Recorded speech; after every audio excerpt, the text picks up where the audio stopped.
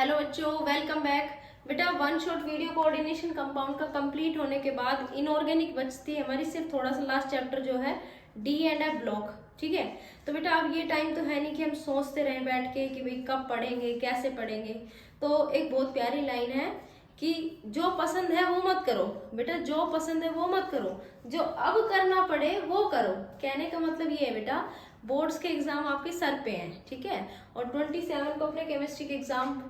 तो अब आप ये मत सोचो कि मुझे पसंद नहीं है इसको छोड़ देता हूँ। अब तो आपको सब कुछ करना है, ठीक है। तो जितना हो सकता है, जितना पॉसिबल है, कम से कम 19 तक, मतलब 19 तारीख तक आप कम से कम केमिस्ट्री को रिवाइज करो, ठीक है। और कंप्लीट 20 और 21 completely devoted to English exam, ठीक है बेटा। इंग्लिश एग्जाम को पूरी तरह से समर्पित हो जाओ लास्ट के 2 दिन कम से कम, ठीक है। उससे पहले हमारे पास टाइम है कि केमिस्ट्री का एग्जाम हम तैयारी करें। तो उसमें सबसे पहले बेटा हम जो अभी तक करते आ रहे हैं वन शॉट वीडियो, उसी से हम आगे बढ़ेंगे, ठीक है। चलो डी एंड एफ ब्लॉक में, क्योंकि आप लोगों के सामने मैंने पहले से समराइज कर रखा है इस चैप्टर को, जहां तक पॉसिबल है जो इम्पोर्टेंट चीज है, यानी कि मान लो फिजिकल प्रॉपर्टी है तो उसमें से वो कौन सी इम्पोर्टेंट चीज है जो उस फिजिकल प्रॉपर्टी के लिए जिम्मेदार है, वो मैंने सब लिखी हुई है। कौन से वो एग्जाम्पल्स हैं जिससे क्वेश्चंस बन सकते हैं। फिर से मैं रिपीट कर रही हूँ, डी एंड एफ ब्लॉक में अगर नंबर लेने हैं तो एनसीईआरटी के सिर्फ इंडेक्स और बाहर जो कॉन्स्टेंट जितने भी क्वेश्चंस हैं बेटा, सिर्फ एनसीईआरटी के क्वेश्चन प्रैक्टिस कर लो। बहुत अलग क्वेश्चन नहीं आते, हमेशा वही रिपीटेशन आता है डीएनएफ ब्लॉक में। तो जिनको टफ लगता है ना, उनके लिए मैं एक चीज बता देती हूँ, भाई तुमने पढ़ लिया लेकिन तुम्हारे पल्ले नहीं पड़ रही है और तुम्हारी ना रटने की कैपेसिटी बहुत अच्छी है, तो भाई मैं तो यही कहूंगी डी एंड एफ ब्लॉक पूरा रटने के ऊपर डिपेंड है। जिनको समझ में आ जाए वो बहुत अच्छी बात है, ठीक है। अब दूसरी बात समझने की इसमें एक ही चीज है, वो है इलेक्ट्रॉनिक कॉन्फ़िगरेशन।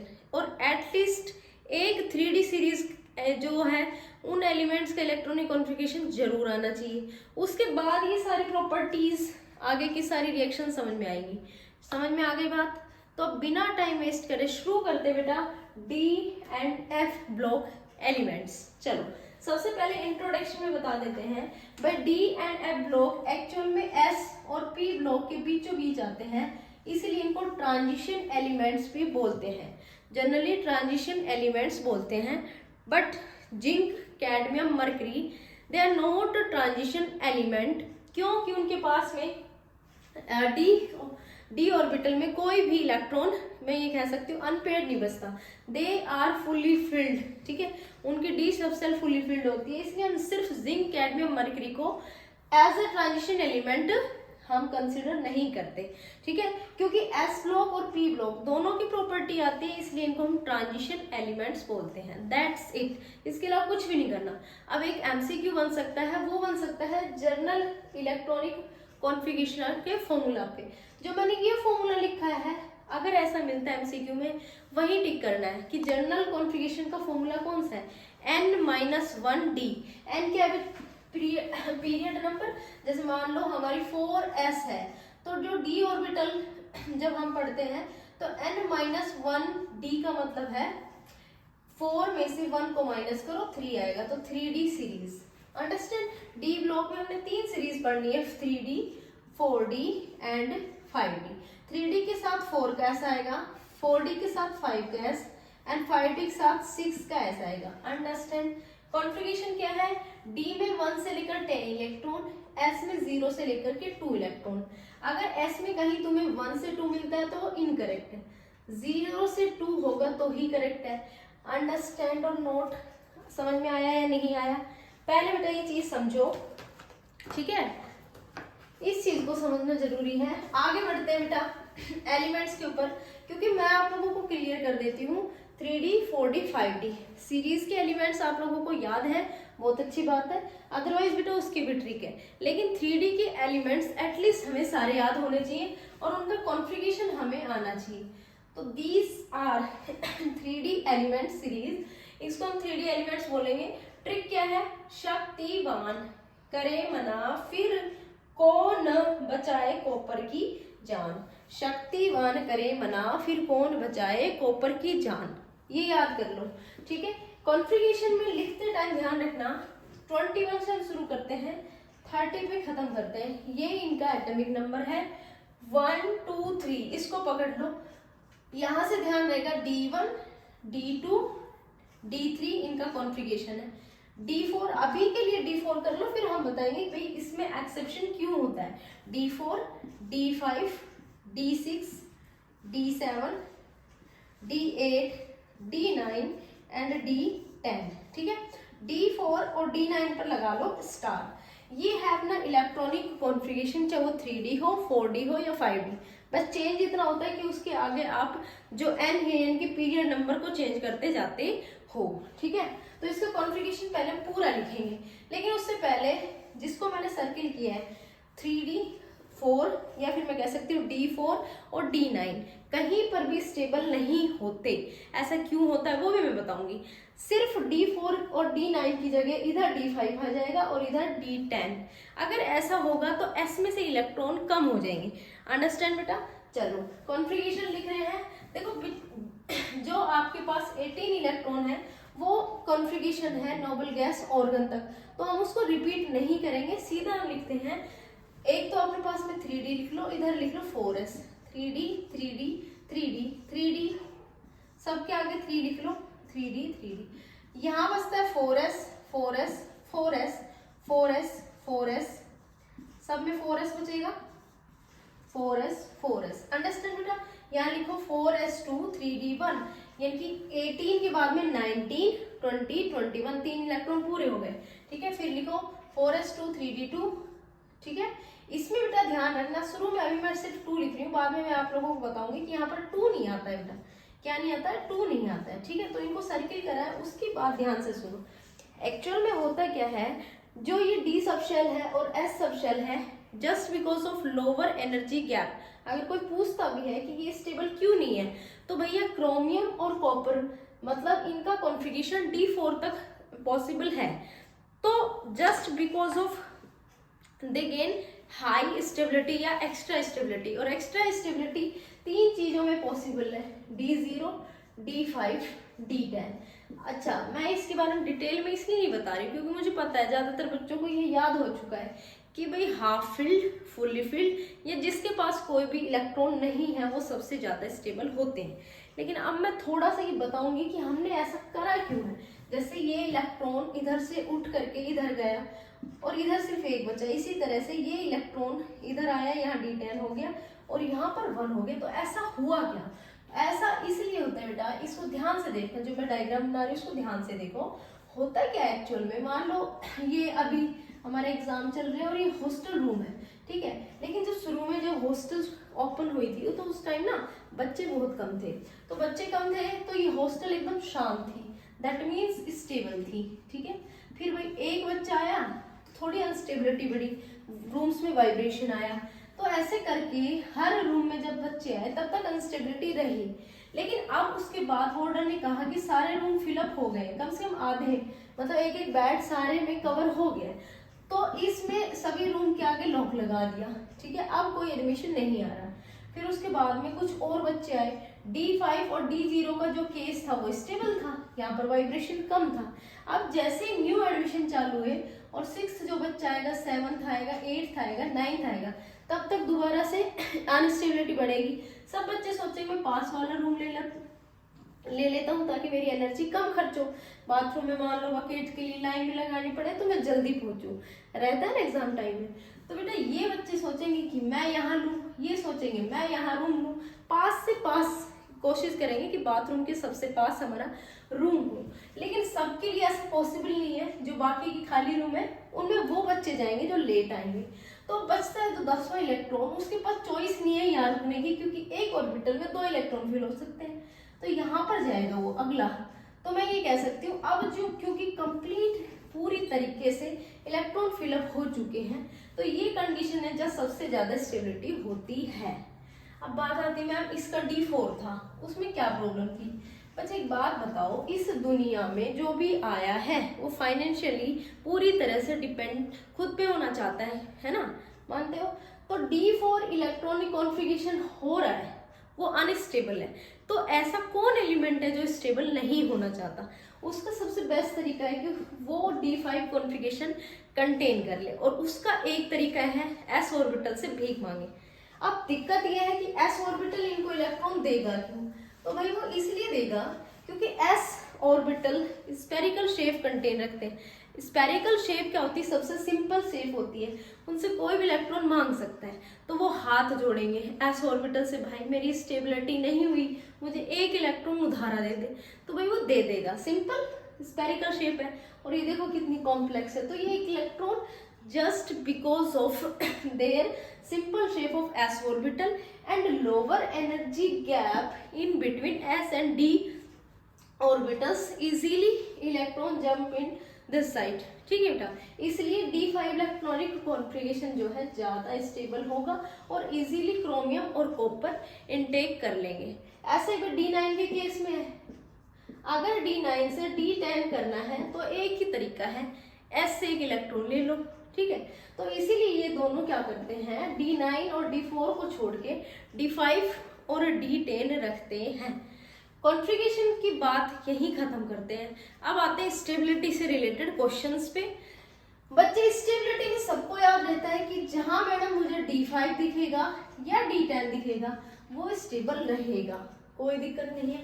लेकिन बच्चे मैं एक चीज और बता देती हूँ, अगर मान लो तुम्हारे पास सिर्फ 3 इलेक्ट्रॉन है तो ध्यान रखना T2G3 स्टेबल होता है, बट एज कंपैरेटिवली D5 ये जो है लेस स्टेबल होता है। तो इतना सा ध्यान रखना, ठीक है। ये इसका इंक्रीजिंग ऑर्डर है स्टेबिलिटी का, इधर की तरफ डिक्रीजिंग ऑर्डर है। चलो, अगर किसी के पास सिर्फ 2 इलेक्ट्रॉन है तो इजी केस में इलेक्ट्रॉन जो है इलेक्ट्रॉनिक कॉन्फ़िगरेशन अगर आ रहा है, मान लो Eg2 किसी का बन रहा है तो वो भी स्टेबल होगा। अगर T2G3 बन रहा है वो भी स्टेबल होगा। D4 का कोई भी केस स्टेबल नहीं होगा, ठीक है। D5 सबसे ज्यादा स्टेबल होगा। ये हो गए स्टेबिलिटी से रिलेटेड क्वेश्चंस। इससे आगे बढ़ते हैं कॉन्फ़िगरेशन। मैं सिर्फ उनको रखूंगी जो एक्सेप्शन शो कर रहे हैं, ठीक है। बाकी आप लोगों को यहाँ से सीरियल वाइज लिखना है एज इट एज। चलो आगे बढ़ते हैं। मैग्नीज का स्टार लगा करके बड़ा सा लिख देती हूँ कि मैग्नीज के नीचे जितने भी एलिमेंट्स आते हैं 4D का और 5D का, वो भी D5 कंटेन करते हैं, ठीक है। चलो बेटा, ये तो हो गई इंट्रोडक्शन और electronic configuration of 3D elements. अब आगे हम बात करेंगे जो इसकी मेजॉरिटी है, physical property of D and F block elements. देखो ये सबको पता है, जैसे मैंने सोने की रिंग पहनी है तो सोने की रिंग है, हार्ड है, सबको पता है, ठीक है। मेलेबल है, ठीक है। दूसरा, अगर मैं इससे कोई ऑर्नामेंट बनाना चाहूंगी तो बन जाएगा, ठीक है। अब मैं बोर्ड में जैसे अगर नॉक कर रही हूँ तो आवाज आ रही है, तो ये सोनोरस, डक्टिलिटी है ना, मेलेबिलिटी, ये हम 8th क्लास से पढ़ते आ रहे हैं, तो ये कोई नई चीज नहीं है। तो हमें 12th में इतना ज्यादा उन पर ध्यान नहीं देना, ध्यान इन पे देना जो सामने लिखी हुई है। तो सबसे पहले जो प्रॉपर्टी आती है वो है मेटेलिक कैरेक्टर है, ठीक है। क्या मेटेलिक कैरेक्टर है? मेटेलिक कैरेक्टर भाई एस ब्लॉक के जो एलिमेंट्स होते हैं वो सॉफ्ट होते हैं, और डी ब्लॉक के जितने भी एलिमेंट्स हैं ये भी मेटल है बट ये हार्ड होते हैं। तो एक रीजन अगर मैं आपसे सीधा सा पूछूं कि वो सॉफ्ट और ये हार्ड क्यों, तो आंसर सिंगल लाइन में दोगे, just because of metallic bond formation. तो इसी को हम मेटेलिक कैरेक्टर्स बोलते हैं। अब ये मेटेलिक कैरेक्टर डेवलप कैसे होता है? देखो बेटा, metallic bond just as like ionic bond, किसकी तरह? बिल्कुल आयनिक बॉन्ड की तरह। यानी कि फिजिक्स में तुम इलेक्ट्रोस्टैटिक फोर्स पढ़ते हो, वही electrostatic force ionic bond generate करता है। यहाँ पर भी आयनिक बॉन्ड बनेगा बट उसका नाम मैं मेटेलिक बॉन्ड दूंगी। क्या मतलब? एक मेटल में ही पॉजिटिव और नेगेटिव चार्ज डेवलप हो जाएगा, ठीक है। पॉजिटिव नेगेटिव चार्ज डेवलप हो जाएगा और उस मेटल में ही आपस में मेटेलिक बॉन्ड बन जाएगा। इसलिए जितने भी मेटेलिक बॉन्ड, जो भी एलिमेंट मेटेलिक बॉन्ड बनाता है उसमें मेटेलिक कैरेक्टर आ जाते हैं, जिसकी वजह से ये और सॉफ्ट मेटल्स यानी कि एस ब्लॉक से अलग हो जाते हैं, ठीक है। चलो, जैसे आपने आयरन का नाम सुना होगा, आयरन के ऊपर मान लो +2 चार्ज है, ठीक है। अब क्योंकि आयरन अपने इलेक्ट्रॉन जो लूज किए हैं वो इस एरा में किए होंगे, मतलब इसके जो माइनस, ये जो 2 इलेक्ट्रॉन है ये अपने आसपास ही करेंगे। तो दूसरा आयरन है वो भी अपने इलेक्ट्रॉन ऐसे ही लूज कर रहा होगा। ठीक है बेटा। तो जो इसका प्लस है और इसका माइनस एक दूसरे को अट्रैक्ट करेंगे, ठीक है, ये एक दूसरे को अट्रैक्ट करेंगे। तो मान लो इसका जो नेगेटिव है तो इसकी पॉजिटिव के साथ अट्रैक्ट होगा। तो आयरन ही अपने इलेक्ट्रॉन लूज कर रहा है और मेटेलिक बॉन्ड यानी कि एक इलेक्ट्रोस्टैटिक फोर्स जनरेट कर रहा है। इसको हम कह सकते हैं फादर और सन का बॉन्ड। जैसे अब तुम्हारा मान लो तुम्हारा पेपर हो जाए, उसके बाद जब रिजल्ट आने वाला हो तो होगा क्या, ये मान लो तुम्हारे पापा है और ये जो इलेक्ट्रॉन है बेटा है। तो ये पापा सोचेंगे मेरा बेटा इधर गया है, रिजल्ट की पूछता हूँ, बेटा सोचेगा पापा इधर साइड आ रहा है तो बेटा इधर की तरफ जाएगा, लेकिन हो उल्टा जाएगा। क्या होगा, देखो पापा इधर से आए, बेटा इधर जा रहा है, लेकिन उसको ये नहीं पता किसी और का पापा किसी और के बेटे को ढूंढ रहा है, और वो मान लो तुम्हारा दोस्त ही है, तो वो दूसरे का पापा तुमसे पकड़ के पूछेगा क्या रिजल्ट आया, और वहीं पर तुम्हारी धुलाई होगी। इसलिए बेटा इसी को हम क्या बोलते हैं, फादर सन बॉन्ड, मेटेलिक बॉन्ड। ठीक है, अब इसको इरेज कर देते हैं, बता दिया अच्छे से क्या होता है मेटेलिक बॉन्ड। यहाँ पर देखो, due to vacant d orbitals, left से साइड राइट की साइड जब तुम मूव करोगे तो मेटेलिक कैरेक्टर डिक्रीज होते हैं। ठीक है, ड्यू टू वीक इंटरेक्शन। इसलिए ध्यान रखना जिंक जो है सबसे वीक मेटेलिक बॉन्ड बनाता है, क्योंकि उसके पास अनपेयर्ड इलेक्ट्रॉन होते नहीं है, D10 कॉन्फ़िगरेशन होता है। ठीक है, चलो आगे देखते हैं बेटा, हीट ऑफ एटमाइजेशन एनर्जी। देखो हीट ऑफ एटमाइजेशन एनर्जी सिर्फ और सिर्फ मेटेलिक बॉन्ड पर डिपेंड करती है, और मेटेलिक बॉन्ड अनपेयर्ड इलेक्ट्रॉन्स पर डिपेंड करते हैं। तो मैंने लिखा हुआ है ड्यू टू हाई या strong metallic bond heat of atomisation energy also high होती है। क्वेश्चन कहाँ से बनेगा, यहाँ से बनेगा कि जिंक की lowest heat of atomisation energy है। क्यों, तो आप आंसर दोगे क्योंकि जिंक के पास कोई अनपेयर्ड इलेक्ट्रॉन नहीं है, they have zero unpaired electron, that's it, खत्म यहाँ पर ये। ठीक है, आगे बढ़ते हैं। थर्ड प्रॉपर्टी है मेल्टिंग पॉइंट और बॉइलिंग पॉइंट। सीधी बात है, मेटेलिक बॉन्ड इंक्रीज होगा, किसकी वजह से होगा, अनपेयर्ड इलेक्ट्रॉन की वजह से होगा। वो इंक्रीज होगा तो जो मेल्टिंग पॉइंट है वो भी हाई होगा, दैट्स इट। अब चक्कर फंसता है यहाँ पर कि D5 कॉन्फ़िगरेशन मतलब 5 अनपेयर्ड इलेक्ट्रॉन और D4 मतलब 4 अनपेयर्ड इलेक्ट्रॉन। लेकिन आपने क्वेश्चन में जहां भी एनसीईआरटी में पढ़ा वो ये पढ़ा है क्रोमियम का जो है मेल्टिंग पॉइंट मैग्नीज से ज्यादा है। क्यों, तो उसका आंसर दोगे कि D5 कॉन्फ़िगरेशन इतना स्टेबल होता है, हाईली स्टेबल होता है कि वो अपने इलेक्ट्रॉन्स लूज करके मेटेलिक बॉन्ड बनाना पसंद नहीं करता, दैट्स इट। और D4 में क्या होता है कि मेटेलिक बॉन्ड, क्योंकि उसमें सिर्फ 4 अनपेयर्ड इलेक्ट्रॉन है जो अनस्टेबल है, वो अच्छे से बनता है। इसलिए क्रोमियम के नीचे जो आपने पढ़ा होगा टंगस्टन का पढ़ा होगा, क्रोमियम के नीचे ही टंगस्टन जो आते हैं वो हाईली, मतलब मैं कह सकती हूँ पूरे पीरियोडिक टेबल में जिसका हाईली या हाईएस्ट मेल्टिंग पॉइंट होता है वो टंगस्टन होता है। बट हम 3D सीरीज में कंपेयर कर रहे हैं तो क्रोमियम का मैग्नीज से ज्यादा होगा, because of manganese have extra stable configuration D5, that's it. इससे यही क्वेश्चन सबसे ज्यादा बनता है जो मैंने आप लोगों को बताया है। ठीक है, आगे आ जाओ बेटा। एटॉमिक साइज, देखो एटॉमिक साइज सीधी सी बात ये है बेटा, अगर आयनिक रेडियस बढ़ेगी तो एटम का साइज बढ़ेगा। होता क्या है, बेसिकली हमने यही पढ़ा है कि किसी पीरियोडिक टेबल में लेफ्ट से राइट की तरफ मूव करते हो तो एटॉमिक साइज डिक्रीज होता है, क्योंकि इलेक्ट्रॉन सेम सब सेल में एंटर करता है। बट अप टू डाउन जब हम मूव करते हैं, जैसे 3D से 4D, 4D से 5D, तो हमेशा साइज बढ़ता है। क्यों, क्योंकि हर बार एक न्यू पीरियड नंबर यानी कि शेल नंबर बढ़ता है, और उधर शेल नंबर सेम रहता है लेकिन इलेक्ट्रॉन्स उसमें हर बार बढ़ते हैं सेम शेल में, और इसमें सेल्स बढ़ती है। तो ये तो हो गया जो हमने 11th में पढ़ा था, क्योंकि डी ब्लॉक कॉन्फ़िगरेशन थोड़ा अलग है, इसमें एक्सेप्शंस है। एक्सेप्शन क्या है, D1 से D5 तक जब आप जाओगे तो धीरे धीरे साइज घटेगा।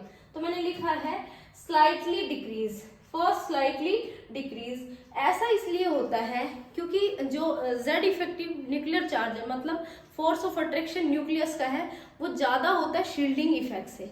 तो यहाँ पर तो साइज डिक्रीज होता है, बट जैसे आप D6 से D8 तक जाओगे तो स्क्रीनिंग इफेक्ट, जिसको तुम शील्डिंग पावर या रिपल्शन पावर कहते हो, वो बढ़ जाती है।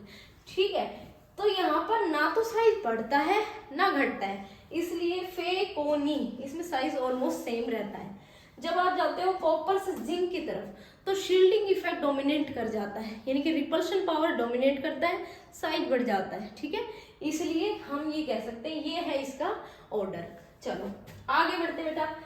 आयनाइजेशन एनर्जी से एज कंपेरेटिवली साइज ज्यादा क्वेश्चंस आएंगे, बट पहले ही बता देती हूँ कि आयनाइजेशन एनर्जी क्या होती है, किसी भी आउटर मोस्ट सेल से इलेक्ट्रॉन को रिमूव करने की energy, to remove electron from any isolated gaseous atom, that's it, ये इसकी डेफिनेशन है। अब बात है आगे कि आयनाइजेशन एनर्जी और साइज में क्या रिलेशन है। Both are inversely proportional to each other. Size बढ़ेगा तो एनर्जी, आपको साइज बढ़ाओगे तो एनर्जी कम लगानी पड़ेगी इलेक्ट्रॉन निकालने के लिए, ठीक है। जैसे मान लो आपका 12th का रूम है, अगर ये प्रिंसिपल सर के ऑफिस के पास में है और तुम्हें बंक करना है तो ज्यादा एफर्ट्स लगाने पड़ेंगे। अगर मान लो ये रूम 3rd फ्लोर पे है तो कम एफर्ट लगाओगे, ठीक है, कम दिमाग लगाओगे, तो एनर्जी तभी ज्यादा खर्च होगी जब प्रिंसिपल सर के पास में रूम होगा, अगर दूर होगा तो नहीं लगेगी।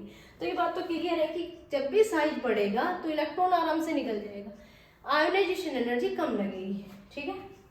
अब जहां पर आपने ये लिखा हुआ डिक्रीज और इंक्रीज, उल्टा कर दो आयोनाइजेशन एनर्जी की, यहाँ पर आयोनाइजेशन एनर्जी लोवेस्ट है, यहाँ पर हाईएस्ट है और यहाँ पर ऑलमोस्ट सेम है, ठीक है। अब बात आती है जब आप ऊपर से नीचे अप टू डाउन मूव करते हो तो आयोनाइजेशन एनर्जी पर क्या इम्पैक्ट पड़ेगा, क्योंकि आप लोगों को पता है कि साइज पहले 3D से 4D बढ़ रहा है, तो आयोनाइजेशन एनर्जी जो होगी बढ़ रहा है तो डिक्रीज हो जाएगी। चलो बेटा ये हो गया ionisation energy. Next one is oxidation state, या फिर मैं कह सकती हूँ कि बिना ऑक्सीडेशन स्टेट के ये चैप्टर अधूरा है। कुछ नहीं बेटा, oxidation state just because of unpaired of electrons, ज्यादा अनपेयर्ड इलेक्ट्रॉन्स अपने पास में, नंबर ऑफ अनपेयर्ड इलेक्ट्रॉन्स ज्यादा हो उसका ऑक्सीडेशन नंबर ज्यादा होगा। ऐसा इसलिए होता है क्योंकि जो d ऑर्बिटल्स होते हैं इनके जो n और s, ns and n-1 d orbital जो होते हैं उनके सेल्स में, या मैं कह सकती हूँ उनमें ऑर्बिटल्स में गैप कम होता है, ठीक है। इसलिए एक से ज्यादा वैलेंसी यानी कि ऑक्सीडेशन स्टेट शो होती है, इलेक्ट्रॉन s से भी निकल जाते हैं, d से भी निकल जाते हैं, ठीक है। इसलिए वेरिएबल ऑक्सीडेशन स्टेट शो करते हैं, उसका रीजन ये है। चलो बेटा आप लोगों को ये पता चल गया। मैग्नीज की हाईएस्ट ऑक्सीडेशन स्टेट होती है, कितनी होती है, +7, ठीक है। लोवेस्ट किसकी होती है, जिंक की होती है, +2। क्यों, क्योंकि इनके पास में D10 यानी कि फुली फिल्ड इलेक्ट्रॉनिक कॉन्फ़िगरेशन है, ये इलेक्ट्रॉन लूज करना नहीं चाहते, 2 से ज्यादा इलेक्ट्रॉन लूज नहीं होंगे, ठीक है। तो ये क्वेश्चन आ सकता है कि 3D सीरीज में हाईएस्ट ऑक्सीडेशन स्टेट किसका होता है, तो मैग्नीज का होता है +7। स्कैंडियम जो होता है यूजुअली सिर्फ +3 ऑक्सीडेशन स्टेट शो करता है। आगे बढ़ते बेटा, मैग्नेटिक प्रॉपर्टीज जो 11th में पढ़ी है। मैग्नेटिक प्रॉपर्टीज 2 तरह की होती हैं, एक पैरामैग्नेटिक, एक डायामैग्नेटिक, ठीक है। पैरामैग्नेटिक मतलब मैग्नेट फील्ड की तरफ अट्रैक्शन, ठीक है, वो सिर्फ तब होगा जब आपके पास में अनपेयर्ड इलेक्ट्रॉन्स होंगे। अगर अनपेयर्ड इलेक्ट्रॉन नहीं है तो जो कंपाउंड होगा वो डायामैग्नेटिक, और अगर अनपेयर्ड इलेक्ट्रॉन है तो पैरामैग्नेटिक। अगर मैं कंपेयर कराऊं कि पैरामैग्नेटिक में ज्यादा अच्छा पैरामैग्नेटिक कौन सा होगा, तो जितने ज्यादा अनपेयर्ड ऑफ इलेक्ट्रॉन्स, ठीक है, नंबर ऑफ अनपेयर्ड इलेक्ट्रॉन जितने ज्यादा होंगे उतना ही अच्छा पैरामैग्नेटिक होगा, ठीक है। तो ध्यान रखना n = 0 दैट्स मीन डायमैग्नेटिक, ठीक है, ये इसका फॉर्मूला हो गया। अगर आपको अनपेयर्ड इलेक्ट्रॉन 1 मिलता है, अनपेयर्ड इलेक्ट्रॉन 2 मिलता है, या 3 मिलता है, 4 मिलता है और 5 मिलता है, इसके अलावा मिल भी नहीं सकता, 6 तो होता ही नहीं, दोबारा से 4 3 2 1 इनका रिपीटेशन होता है। तो मैं नियर बाय वैल्यू बता देती हूँ। अगर एक इलेक्ट्रॉन है तो तुम्हारे जब इसमें कैलकुलेशन करोगे तो 1.79 बोहर मैग्नेट्रॉन आएगा। अगर 2 है तो 2.87, 3 है तो 3.92 लगभग, एंड 4 है 4.83, 5 है 5.90 के समथिंग। तो बेटा ये हो गई तुम्हारी कैलकुलेशन। जब भी तुम अनपेयर्ड इलेक्ट्रॉन्स को रखोगे तो नियर बाय ये वैल्यू आएगी, ठीक है। मैग्नेटिक प्रॉपर्टी बस चेक करनी है आपने, कौन सा पैरामैग्नेटिक है और कौन सा डायामैग्नेटिक है, ठीक है। Last one is coloured compound. Usually D block के जो एलिमेंट्स हैं, जो कंपाउंड्स बनाते हैं वो कलर्ड होते हैं। ऐसा क्यों? तो उसका रीजन होता है डी ट्रांजिशन, वो हमें बताना है। D transition is not possible without unpaired electrons. सारे सब यहाँ से जितनी प्रॉपर्टी शुरू कर रही हूँ, ये वाली ये वाली ये वाली सारी प्रॉपर्टी में एक चीज कॉमन है, सबका रीजन एक ही है, अनपेयर्ड इलेक्ट्रॉन्स। अगर वो बढ़ते हैं तो वो भी बढ़ता है। चलो, so what is D transition, यहाँ पर एक क्वेश्चन भी उसको बताऊंगी। डी ट्रांजिशन क्या है? एक्चुअल में जब मेटल के साथ लिगेंड जुड़ते हैं तो लिगेंड क्या करते हैं, मेटल को इलेक्ट्रॉन डोनेट करते हैं, जिससे जो डीजेनरेट ऑर्बिटल्स हैं ये स्प्लिट हो जाते हैं टू पार्ट्स में, एक लोअर एनर्जी लेवल जिसको हम T2G बोलेंगे और एक हाइयर एनर्जी लेवल जिसको हम EG बोलेंगे, ठीक है। और बीचों बीच जो सेंटर बनेगा this is known as barycentre. क्या बोलते हैं बच्चे? Barycentre, that's it. तो सपोज करो किसी का कॉन्फ़िगरेशन D1 है, तो पहला इलेक्ट्रॉन यहाँ रहेगा, वो क्या करेगा, कोई भी पहला इलेक्ट्रॉन, मान लो मैं ये मार्कर भी ऊपर से नीचे गिराती हूँ, ये डस्टर्स भी ऊपर से नीचे गिराती हूँ, तो नीचे ही आएगा, ऊपर तो जाने से रहा, ऊपर जाएगा तो मुझे एनर्जी लगानी पड़ेगी, बट नीचे अपने आप चला जाएगा।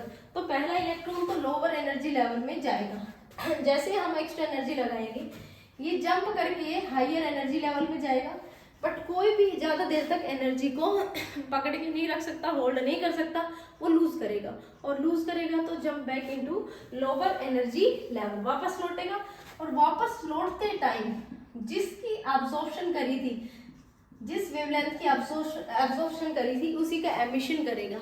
तो उसमें पर्टिकुलर जो कलर आएगा, मान लो एब्जॉर्प्शन में इसका कलर वॉलेट आया था, इसको ध्यान रखना, इसको बोलते हैं कॉम्प्लीमेंट्री कलर, VIBGYOR, ठीक है, VBGYOR, इसको ध्यान रखना, VBGYOR।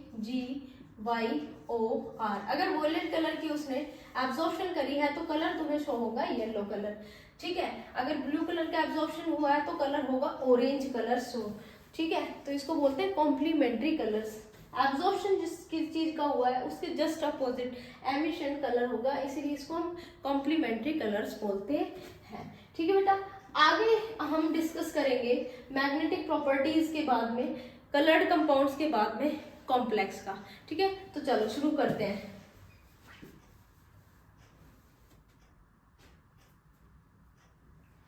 चलो बेटा, नेक्स्ट अपनी जो प्रॉपर्टीज बच रही है ना उनको एक बार कर लेते हैं, फिर फटाफट से जो इंपॉर्टेंट कंपाउंड्स है इनऑर्गेनिक कंपाउंड वो दो ही अपने उनको कंप्लीट करते हैं। चलो बेटा फटाफट से देखो, जो डी ब्लॉक के एलिमेंट्स होते हैं वो अच्छे कॉम्प्लेक्स बनाते हैं, उसका दो रीजन होता है। पहले भाई उनके ऊपर हाई चार्ज होता है, जैसे आपने मैग्नीज पर हाईएस्ट ऑक्सीडेशन स्टेट देखी +7, तो ड्यू टू हाई चार्ज ये अच्छे कॉम्प्लेक्स बनाते हैं। दूसरी बात है availability of vacant D orbitals. अगर खाली वेकेंट डी ऑर्बिटल्स होंगे तो लिगेंड्स अपने इलेक्ट्रॉन्स डोनेट कर पाएंगे और कोऑर्डिनेशन बॉन्ड का फॉर्मेशन होगा, इसीलिए ये अच्छे कॉम्प्लेक्स का फॉर्मेशन करते हैं, ठीक है। इसलिए इसके जो क्वेश्चंस हैं बेटा वो आते नहीं है, क्योंकि कोऑर्डिनेशन केमिस्ट्री खुद ही इतना बड़ा चैप्टर है। चलो, अब यूजुअली ये क्वेश्चन हो सकता है कि कैटालिटिकल प्रॉपर्टीज यूजुअली डी ब्लॉक के एलिमेंट क्यों शो करते हैं। तो पहली बात, जितने भी डी ब्लॉक के एलिमेंट्स हैं उनकी वेरिएबल ऑक्सीडेशन स्टेट्स हमने पढ़ी है। दूसरी बात, इनके पास वेरिएबल ऑक्सीडेशन स्टेट होने से एम्प्टी डी ऑर्बिटल्स, खाली डी ऑर्बिटल्स हमारे पास इजीली अवेलेबल होते हैं। अगर एम्प्टी डी ऑर्बिटल्स होंगे तो लार्ज सरफेस एरिया होगा, सरफेस एरिया ज्यादा होगा। जैसे मान लो मुझे हाइड्रोजनेशन कराना है तो प्लेटिनम के साथ हाइड्रोजन आराम से चिपक के आराम से ज्यादा देर तक रिएक्शन करेगा, तो सरफेस एरिया बढ़िया से प्रोवाइड कराएगा और रेट ऑफ रिएक्शन को क्या करेगा बेटा, बढ़ाएगा, ठीक है। जैसे V2O5 ये कॉन्टैक्ट प्रोसेस में यूज होता है। Next one is alloy formation. देखो बेटा, यूजुअली डी ब्लॉक के एलिमेंट्स एलॉयज इसीलिए बना पाते हैं क्योंकि जो सिमिलर साइज होता है ना, ऑलमोस्ट सिमिलर साइज, जैसे कॉपर और जिंक, इन दोनों को अगर हम मिलाएंगे तो ब्रास बनेगी, ठीक है। कॉपर और जिंक का 60 और 40 का रेशो होता है, जिससे ब्रास हमें मिलता है। ये एक अच्छा एलॉय है, ठीक है, जिससे हम सिल्वर ऑक्सीडाइज ज्वेलरीज वगैरह जो बनाते हैं ब्रॉन्ज।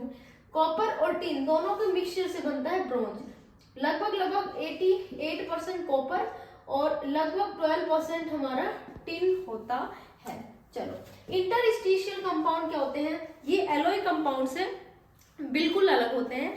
एलॉयज में मैं ये कह सकती हूँ डी ऑर्बिटल के ही एलिमेंट्स की मिक्सिंग होती है, बट यहाँ पर क्या होता है यूजुअली एस ब्लॉक के और पी ब्लॉक के एलिमेंट्स डी ब्लॉक के एलिमेंट्स के यानी कि उनके क्रिस्टल्स के साथ और जो वहाँ खाली एरिया होता है उसमें जाकर के चिपक जाते हैं, बैठ जाते हैं, क्योंकि उनका साइज बहुत छोटा होता है। जैसे hydrogen, boron, carbon, nitrogen, fluorine, ये ऐसे एलिमेंट्स हैं जो डी ब्लॉक के एलिमेंट्स के साथ में आकर के जुड़ जाते हैं, क्योंकि अगर इनके साथ में जो खाली एरिया भी फिलअप हो गया है तो मेल्टिंग पॉइंट बढ़ जाएगा, ठीक है, ये हार्ड हो जाएंगे, छोटे छोटे एटम्स वहां पर ट्रैप हो गए तो ये हार्ड और ज्यादा हार्ड हो जाएंगे और मेल्टिंग पॉइंट बढ़ जाएगा। लेकिन इनकी केमिकल रिएक्टिविटी पर कोई भी इम्पैक्ट नहीं पड़ेगा, केमिकल रिएक्टिविटी इनकी सेम रहेगी, ठीक है बेटा। इसके आप ये कह सकते हो कि small atoms occupying inside of crystal lattice, उसको ही हम इंटरस्टिशियल कंपाउंड बोलते हैं, ठीक है। इनसे चांसेस बहुत कम है आने के। आगे बढ़ते बेटा, एसिडिटी, ऑक्सीडेशन स्टेट खत्म, ऑक्सीडेशन स्टेट के बाद में आती है एसिडिटी। जितना नंबर ऑफ ऑक्सीडेशन स्टेट बढ़ेगा, किसी भी कंपाउंड का ऑक्सीडेशन स्टेट बढ़ा मतलब उसकी एसिडिटी बढ़ी, तो मैंने लिखा acidity directly proportional to oxidation state. तो इस पर देखो, इस पर मैग्नीज पर चार्ज है +2, इस मैग्नीज पर कितना है 3 का डबल 6, 2 से डिवाइड किया तो कितना है बेटा 3, ठीक है। यहाँ पर 5 10, 2 से डिवाइड किया 5, ठीक है। यहाँ पर 7 40, 2 से डिवाइड किया 7, ठीक है। तो यहाँ पर हाईएस्ट ऑक्सीडेशन स्टेट है वो इस कंपाउंड का है, तो इसकी एसिडिटी इन सबसे ज्यादा होगी। तो मैं सबसे पहले लिख सकती हूँ इसकी एसिडिटी होगी, फिर इसकी और फिर इसकी, और इधर की तरफ जब जा रहे हो तो बेसिक स्ट्रेंथ बढ़ रही है। That's means oxidation state directly proportional to acidity and inversely proportional to basic strength. चलो आगे बढ़ते हैं, और इसमें ये कह देती हूँ कि हर साल यहाँ से क्वेश्चन आते हैं। तो लास्ट प्रॉपर्टी का सबसे इम्पोर्टेंट टॉपिक, जहाँ से कई बार ये पूछ सकते हैं कि ये अच्छा ऑक्सीडाइजिंग एजेंट क्यों है, ये अच्छा रिड्यूसिंग एजेंट क्यों है। तो ये सारा गेम जो है वो स्टैंडर्ड इलेक्ट्रोड पोटेंशियल पर डिपेंड करता है। तो वो 2 केस में हम पढ़ते हैं। पहला जो केस होगा वो होगा m, मतलब मान लो m+ से m+2 की तरफ चार्ज शिफ्ट होना, जैसे कॉपर +1 से कॉपर +2 का फॉर्मेशन होना, तो वो कुछ भी हो सकता है। तो इसके जो यूजुअली जो मेन रीजन है वो मैं बताऊंगी, और जो क्वेश्चंस है वो मैं बताऊंगी बस, ठीक है। पहली बात क्या होता है, स्टैंडर्ड इलेक्ट्रोड पोटेंशियल m+1 से +2 सिर्फ due to irregular variation in ionisation energy, sublimation energy और hydration energy.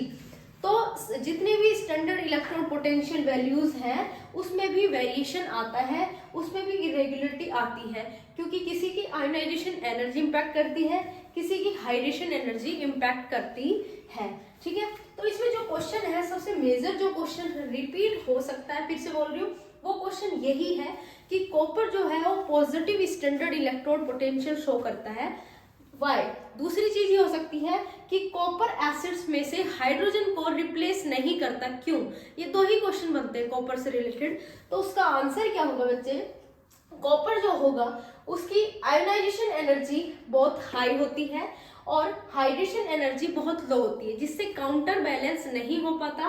That's why copper show positive standard electrode potential value and can't be replaced hydrogen atom from any acid. That's it, बस इतना ही answer लिखना है जो मैंने आपने यहाँ पर बताया कि हाई आयोनाइजेशन एनर्जी होने की वजह से ये कभी भी हाइड्रोजन को रिप्लेस नहीं करता, किससे, एसिड से। ये क्वेश्चन आप याद रख लेना बेटा, यहाँ से पूरे चांस है कि बन सकते हैं क्वेश्चन, कहीं ना कहीं मिल सकता है ये।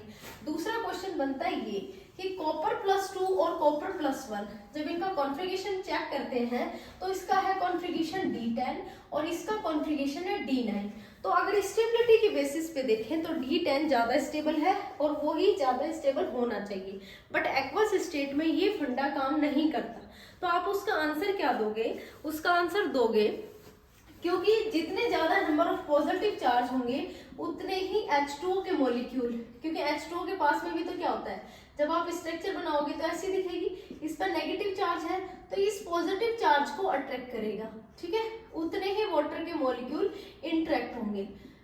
अगर आपके पास सिर्फ एक पॉजिटिव चार्ज है तो एक H2 जुड़ा, दो है तो दो। तो just because of heat of hydration energy ज्यादा हुई है कॉपर +2 में, इसलिए एक्वस स्टेट में Cu+2 ज्यादा स्टेबल होता है। दूसरा क्वेश्चन बेटा ये बनता है इसमें, इसलिए मैंने बता दिया है कि कौन कौन से क्वेश्चंस बन सकते हैं। चलो आगे बढ़ते हैं। तीसरा जो क्वेश्चन है, क्रोमियम +2 रिड्यूसिंग है और मैग्नीज +3 क्या है, ऑक्सीडाइजिंग एजेंट है, ऐसा क्यों? चलो फटाफट से देख लेते हैं। देखो बेटा रिड्यूसिंग एजेंट हमेशा ध्यान रखना है, इसे शॉर्ट ट्रिक से याद रखो। Reducing agent directly proportional to oxidation and inversely proportional to reduction. मतलब जो दूसरे का क्या करते हैं, ऑक्सीडेशन करते हैं, और खुद का क्या कर ले, रिड्यूसिंग एजेंट जो खुद का ऑक्सीडेशन करते हैं और दूसरे का क्या करते हैं, रिडक्शन करते हैं। तो यहाँ पर देखते हैं Cr+3 का कॉन्फ़िगरेशन क्या होता है। Cr+3 का कॉन्फ़िगरेशन 4s(N)3d, ठीक है। 4s में कितने इलेक्ट्रॉन होते हैं, 2 इलेक्ट्रॉन होते हैं। 3d में कितने होते हैं, 4 होते हैं। तो स्टेबिलिटी जब हम चेक करते हैं तो इसमें 1 हो जाता है और इसमें 5 हो जाता है। टोटल 2 इलेक्ट्रॉन रिमूव करने, एक यहाँ से कर दो, एक यहाँ से कर दो, तो ये बचता है 3d4। क्या बचता है बेटा, 3d4। अब जो ये 3d4 है, अगर ये अपना एक इलेक्ट्रॉन लूज कर देगा, मतलब खुद का इलेक्ट्रॉन एक तरह से लूज कर देगा, खुद का ऑक्सीडेशन कर देगा, तो कॉन्फ़िगरेशन आ जाएगा D3। और D3 मैंने पहले बता रखा है, T2G3 जो है D4 से ज्यादा स्टेबल होता है, इसलिए ये एक अच्छा रिड्यूसिंग एजेंट होता है। चलो इसको इरेज करती हूँ, यहाँ से इस क्वेश्चन को इरेज करके अगला बताती हूँ। अब देखो मैग्नीज के साथ अलग चीज है। मैग्नीज का कॉन्फ़िगरेशन होता है 4s2 3d5, understand. 3 electron, oxidising agent का मतलब जो खुद का रिडक्शन करता है और दूसरे का ऑक्सीडेशन, मतलब मैग्नीज +3 है। अगर वो एक इलेक्ट्रॉन गेन करेगा तो कॉन्फ़िगरेशन हो जाएगा Mn+2। क्या हो जाएगा, Mn+2, और कॉन्फ़िगरेशन क्या होगा, 3d5, ठीक है, 3d5। बच्चे इसका है 3d4 और इसका है 3d5, तो कोई शक की बात नहीं है कि d5 एक्स्ट्रा स्टेबल होते हैं, इसलिए ये एक अच्छा ऑक्सीडाइजिंग एजेंट है और ये एक अच्छा रिड्यूसिंग एजेंट है। 3 जो क्वेश्चन इंपॉर्टेंट थे, तीनों मैंने आप लोगों के साथ डिस्कस किए हैं। लास्ट अपना इसी का एक छोटा सा टॉपिक बचता है। आपने +1 से +2 की तरफ तो शिफ्ट कर लिया, लेकिन स्टैंडर्ड इलेक्ट्रोड पोटेंशियल अगर +2 से +3 की बात करें तो कौन सी चीज पर डिपेंड होगा, मैं कहूंगी सिर्फ कॉन्फ़िगरेशन पर। और यहाँ पर जो क्वेश्चन आएंगे वो रिड्यूसिंग एजेंट और ऑक्सीडाइजिंग एजेंट से रिलेटेड आएंगे, अंडरस्टैंड। कॉन्फ़िगरेशन का ध्यान दे लेना, अगर D5 है तो ज्यादा स्टेबल है, T2G3 है उसके बाद स्टेबल है, और Eg2 है वो सबसे कम स्टेबल है। बाकी के जो बचते हैं जैसे D4 वगैरह ये इससे भी कम स्टेबल हैं। तो मैं सीधा क्वेश्चन की बात करती हूँ। मैंने क्वेश्चन दिया है कि Mn+2 से Mn+3 में आने में जो वैल्यू स्टैंडर्ड इलेक्ट्रोड पोटेंशियल की जो वैल्यू है वो ज्यादा पॉजिटिव है, और जब हम Cr+2 से Cr+3 तक आते हैं वो कम है। ऐसा क्यों? देखो स्टैंडर्ड इलेक्ट्रोड पोटेंशियल, इसमें अगर आप कॉन्फ़िगरेशन चेक कर पाते हो, जैसे अभी मैंने बताया Mn+2 की क्या है D5 और किस में D4 में, तो बेटा ये स्टेबल नहीं है, ये वाली स्टेबल है, ये वाली अनस्टेबल है। तो जितनी तुम अनस्टेबिलिटी की तरफ बढ़ रहे हो उतनी ही वॉल्यूम पॉजिटिव लगी। इसमें क्या होता है एक्चुअल में, क्रोमियम+2 यानी कि इसके D से एक इलेक्ट्रॉन और एक S से इलेक्ट्रॉन गया, तो टोटल बचता है इसका D4, ये शिफ्ट हो रहा है किसकी तरफ, D3 की तरफ। अगर D3 की बात करूं तो इसका कॉन्फ़िगरेशन होगा T2G3। तो बस हम इसके यही रीजन देंगे कि इसमें T2G3 एक्स्ट्रा स्टेबल कॉन्फ़िगरेशन है, बल्कि इसमें स्टेबल से अनस्टेबल की तरफ शिफ्ट हुआ है, तो ये एक्स्ट्रा हाईली पॉजिटिव वैल्यू देगा, और इसमें ये जो है इससे कम पॉजिटिव वैल्यू देगा क्योंकि अनस्टेबल से स्टेबल की तरफ शिफ्ट हुआ है। तो ये इस पूरे चैप्टर की जितनी भी फिजिकल प्रॉपर्टी थी वो कंप्लीट हो गई। चलो अब हम जो शुरू करेंगे वो इम्पोर्टेंट कंपाउंड KMnO4 और K2Cr2O7 शुरू करते हैं। चलो स्टार्ट।